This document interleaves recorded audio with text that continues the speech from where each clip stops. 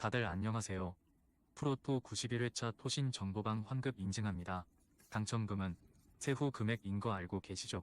다들 아시겠지만 한 경기 취소되어 당첨금이 반토막 났지만 그래도 당첨 모두 축하드리며 오늘 경기도 분석 시작해보겠습니다.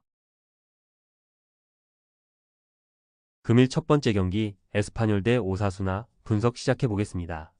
에스파뇰은 셀타전 승리 이후 연승 도전에 나섰는데 헤타페에 패했으며 수비가 좋은 팀 상대로 공격 전개를 풀어가는데 고전한 원정이었고, 그래도 이번 시즌 강등권 성적에도 불구하고 홈에서는 어느 정도 승점 획득을 잘했고 시즌 5골을 기록하며 에이스 역할을 하는 푸아도를 비롯해 카르도나와 카레라스 등이 홈 연승을 위해 집중력을 끌어올릴 것으로 보인다.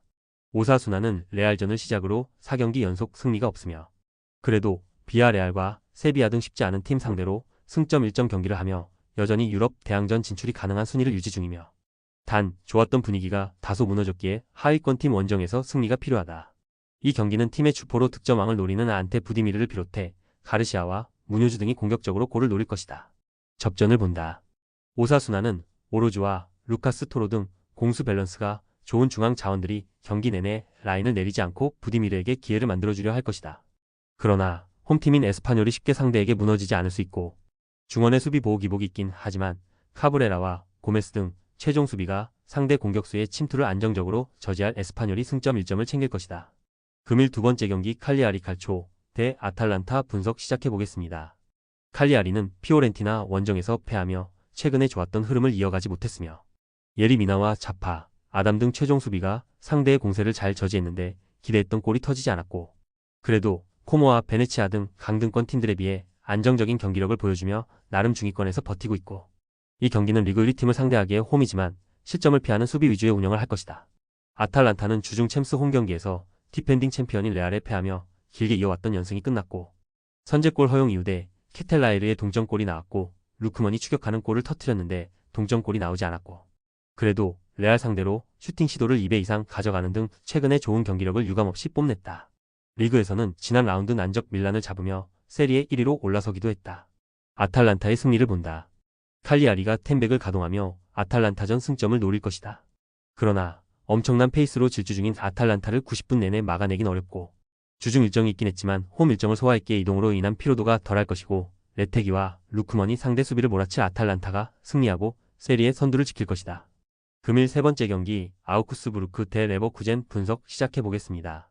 아우크스는 지난 라운드 원정 경기에서 리그 2위인 프랑크푸르트 상대로 승점을 따냈으며 고전한 건 사실이지만 필립 티에츠와 에센데 등 선발 투톱으로 나선 선수들이 많지 않은 기회에서 마무리를 잘했고, 그러나 2위 팀을 상대한 지난 라운드에 이어 이번 라운드에는 지난 시즌 우승팀이자 현재 3위 팀을 만나게 됐고, 레버쿠젠이 주중에 챔스 일정이 있었지만 최근 흐름이 좋기에 공격에 기여를 올리긴 부담이 크다. 레버쿠젠은 하이덴하임을 시작으로 리그 3연승에 성공하며 3위로 치고 올라왔으며, 그리고 주중 챔스에서는 무패로 2위를 달리던 세리에 강호 인테르를 잡고 더 순위를 끌어올렸다. 극단적인 수비 축구로 나선 인테르 상대로 무승부가 유력한 경기였는데 종료 직전 무키엘레가 팀의 승점 3점은 안기는 결승골을 터뜨렸다. 레버쿠젠의 승리를 본다. 아우크스도 홈에서 무패를 이어가는 등 홈 경기력은 강점이 있다.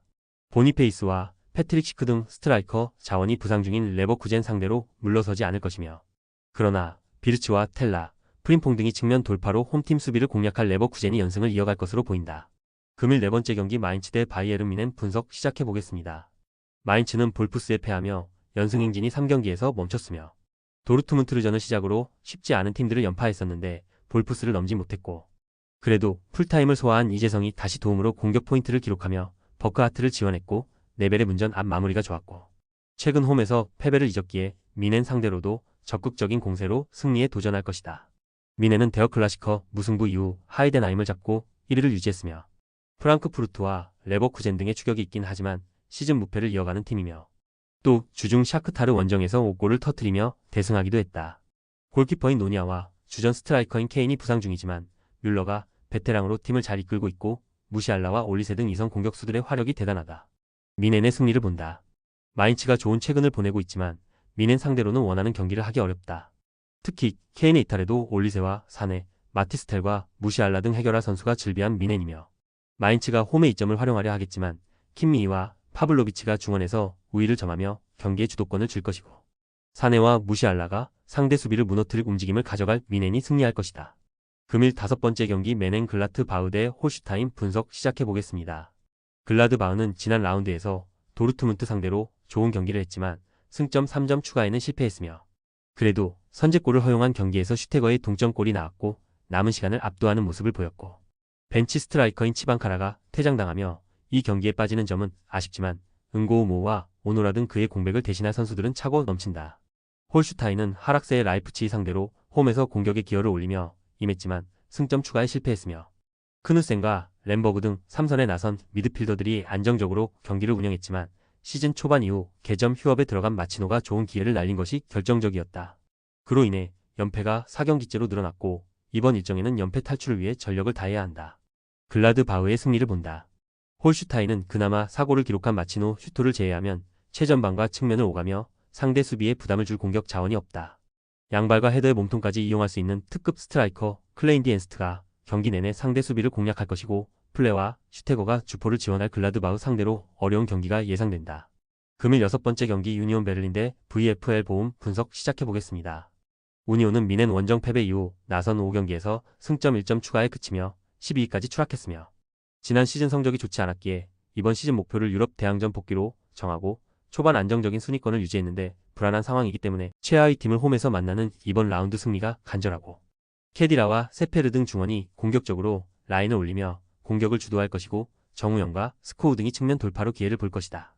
보움은 이번 시즌 1승도 따내지 못하며 최하위에서 벗어나지 못하고 있고 지난 라운드에서는 다소 개선된 경기력으로 브레멘과 접전을 가져갔는데 한 골차를 극복하지 못했고 3경기 연속 골이 없기 때문에 시즌 첫 승을 위해 원정에서도 공격에 기여를 내리기 어렵다. 베로와 시소코가 공격적으로 중원에 라인을 올릴 것이고 미요시 코지가 공간 침투를 노릴 것이다. 우니온의 승리를 본다. 홈의 이점은 차치하더라도 두 팀의 전력 차이가 크다. 우니온이 최근 패한 상대가 1인 미넨을 비롯해 레버쿠젠과 챔스 진출팀 슈투트 등이었음도 감안해야 한다. 홀러바우와 정우영이 경기 내내 상대의 허술한 수비를 공략할 것이고 시에바추와 스카르크가 문전 앞에서 안정적인 마무리를 할 우니온이 승리할 것이다. 토신 최종 조합은 영상 아래 고정 댓글로 말 걸어주시면 토신 정보방에서 무료로 공유해드립니다. 제발 손해보면서 토토하지 말고 다같이 웃으면서 즐겁게 베팅합시다. 함께 하실 분들은 부담 갖지 마시고 편하게 말 걸어주세요.